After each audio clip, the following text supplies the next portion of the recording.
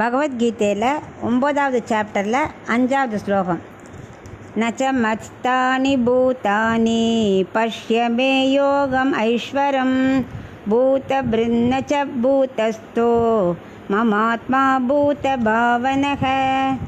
இப்போ இதுக்குள்ள அர்த்தத்தை பார்க்கலாம். எல்லா ஜீவராசிகளும் என்னை இருப்பிடமாக கொண்டவை அல்ல அப்படின்னு ஆரம்பிக்கிறார்.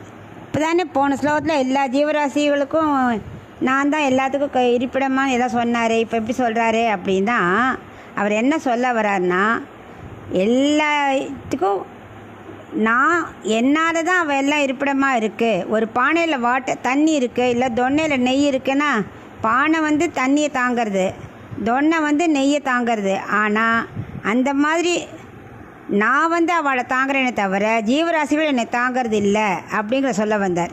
எல்லா ஜீவராசிகளும் என்னை இருப்பிடமாக கொண்டதில்லைன்னா அவள் என்னை தாங்கலை அப்படிங்கிறார் பகவான்.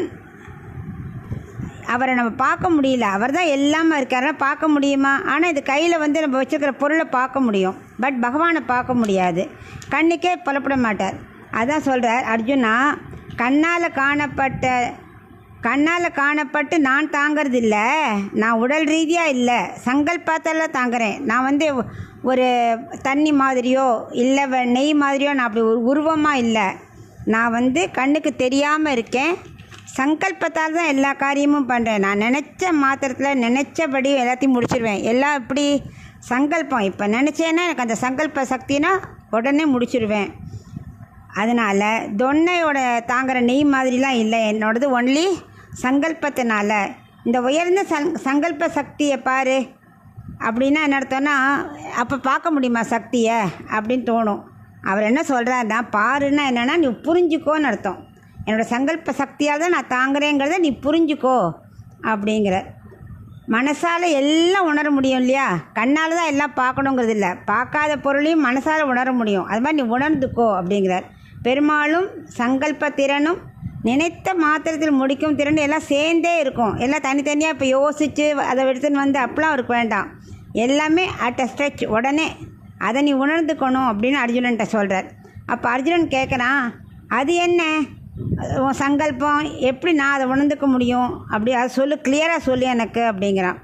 இப்போது ஜீவராசிகளை நான் நியமிக்கிறேன் இல்லையா, உள்ளே ஃபுல்லாக வியாபிச்சிருக்கேன், நான் தான் ஆட்சி செலுத்துகிறேன், நான் தான் தாங்குகிறேன். ஆனால் எனக்கு அந்த ஜீவராசிகள் துணை தான் இருக்கணும் தேவையா? இல்லை, ஜீவராசிக்கு தான் நான் இருக்கணுமே தவிர அதுக்கு நான் இருக்கணுங்கிற அவசியம் இல்லை. அது என்னை தாங்கவே முடியாது. இப்போ வாழைப்பழம் வெளியில் இருக்குது, உள்ளுக்குள்ளே பகவான் இருக்கார் நமக்கு தெரியும். அதனால் வாழைப்பழம் பகவானை தாங்கிறதா? இல்லை. அதை நம்ம புரிஞ்சுக்கணும். உள்ள ஆத்மா இத்துக்கூண்டுக்கு இருக்குது, உடல் இவ்வளோ பெருசு இருக்குதுனாலும் உடல் ஆத்மாவை தாங்கிறதா? அது நமக்கே தெரியும் இல்லைன்னு. ஏன்னா ஆத்மா போயிடுத்துன்னா உடல் இவ்வளோ பெரிய உடம்பாக இருந்தாலும் விழுந்துடுறது இல்லையா? ஸோ அதனால் பெருசு சின்னதில்லை, நான் எல்லா இடமும் வியாபிச்சிருக்கேன். நான் சங்கல்பத்திறன், நான் சொன்னாதான் ஒரு பிறப்போ இறப்போ வளர்ச்சியோ அழிவோ தேயறது எல்லாமே என்னோடய சங்கல்பத்தால் மட்டும்தான் முடியும். எந்த ஜீவராசியும் தாங்க முடியாது. நான் தான் சங்கல்ப சக்தியால் அத்தனையும் தாங்குறேன். எனக்குன்னு தனியாக ஒரு உருவம் வச்சு தான் நான் தாங்கணுங்கிறது இல்லை. எனக்கு அந்த சங்கல்ப திறனே போகும் எல்லாத்தையும் தாங்கிறதுக்கு. 4வதுலேயும் 5வதுலேயும் அவரோட பெருமையை சொல்லின்னு இருக்கார்.